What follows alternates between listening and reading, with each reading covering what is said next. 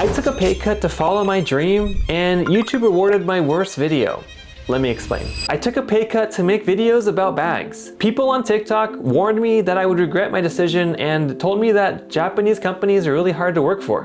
But here's what actually happened. For 3 years, I taught English in Japan. It was stable, safe, and comfortable. On weekends that I had any free time, I would always dedicate to be making little video projects to help build my portfolio, both on Instagram, and I started making videos on my own personal channel on YouTube. I thought to myself that if I kept working and building up my portfolio, that eventually a company of some travel agency would reach out to me to make them a little promo video about traveling in Japan or promoting some kind of product.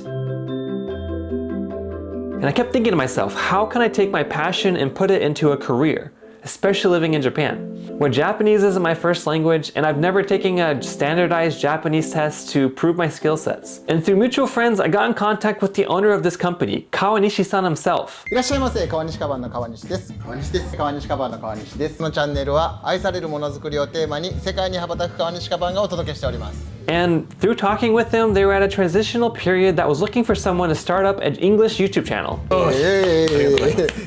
to help promote their bags internationally. Make videos, tell stories. It paid less than I was teaching, but it was something that I actually wanted to do. I was really excited for the opportunity, and it seemed like everything was going to work out. But I remember my first day walking in the office, and I felt instant stress. How am I going to promote these bags to an international market who's never held and actually seen these bags physically? How can I make content about bags that people find entertaining and interesting? What if I left my stable job for something worse? What if I regret my decision? Here's what I found instead. Complete freedom, no one hovering over my shoulders, no one telling me how to do my job. I learned that bags are not just sewn together, they're designed. Pattern pieces have to be perfect before you even touch the fabric. Everything is sewn inside out, and flipping a finished bag, that takes real strength. I've watched people who've been doing this for years, and I could see on their face pride and the love of craftsmanship. But here's what no one tells you about starting a brand new YouTube channel. You can know how to film, you can know how to edit. Making something that people really want to watch is completely different. Their Japanese channel has 130,000 subscribers, and I'm starting from zero. I post 3 shorts a week, and I post 1 long form a week. I script everything, I shoot everything, I edit everything all by myself. Then I made an ASMR video.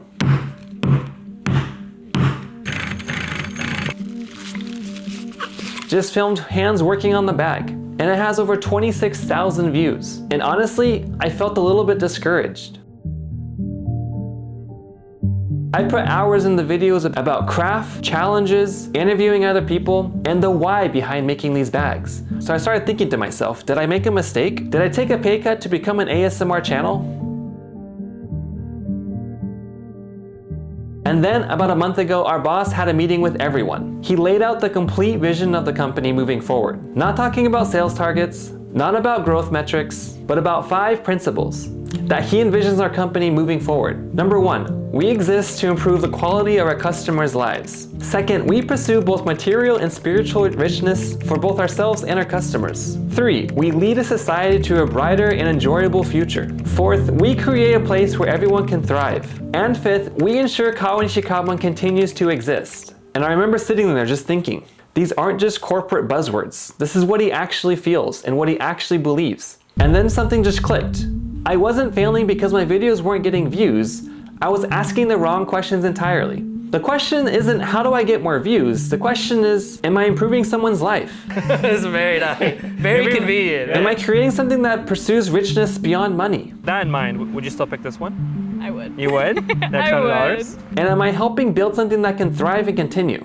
はい、これがボブです。 This is the bobu. で、これは Because if I'm just chasing views, I'm in the wrong place. But if I'm documenting craftsmanship, showing people who deeply care about their work, telling stories, that actually matters. Then maybe the views will come, or maybe they won't. Was it worth it, leaving my comfortable job? Starting from zero? Being uncomfortable? Here's what I know. Within 6 months, I've been able to achieve 640 subscribers. 1 kind of viral ASMR video, and a lot of videos that has about 200 to 500 views. But those 5 principles that my boss laid out, I still think about them. Improve lives. Pursue richness beyond money. Lead toward brightness. Create a place where people can thrive. Build something that continues. I could chase the algorithm and only make ASMR videos. Could possibly hit 1,000 subscribers faster. or I can tell a story that actually matters. Show you the people behind the craft and the areas that I'm still learning. Document what happens when someone spends 30 years perfecting something most people don't even notice. That's gonna take longer. Some videos will flop, but somewhere in the world there's someone who really needs to see this. Someone who's thinking about taking their own pay cut to pursue their own interests. Someone who cares about craft, about work that means something, about building instead of just consuming. If that's you, then I need your help. Because here's the truth. I can make all these videos by myself, but I can't build this community by myself. Every subscriber tells the algorithm this matters. Every comment keeps me going and inspires me to keep moving forward. Every share tells someone that this is worth their time.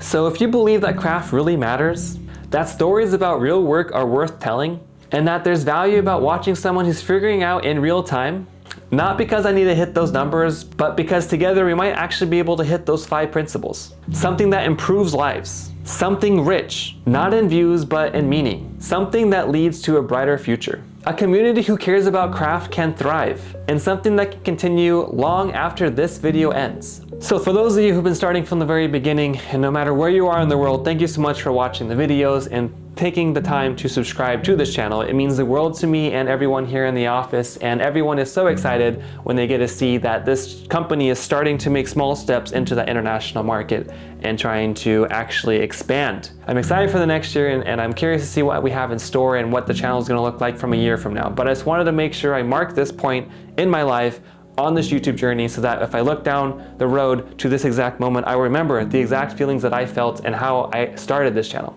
From the bottom of my heart, thank you so much, and I am excited to start the next year with you. So I will see you in the next video in 2026. Thank you so much. Bye bye.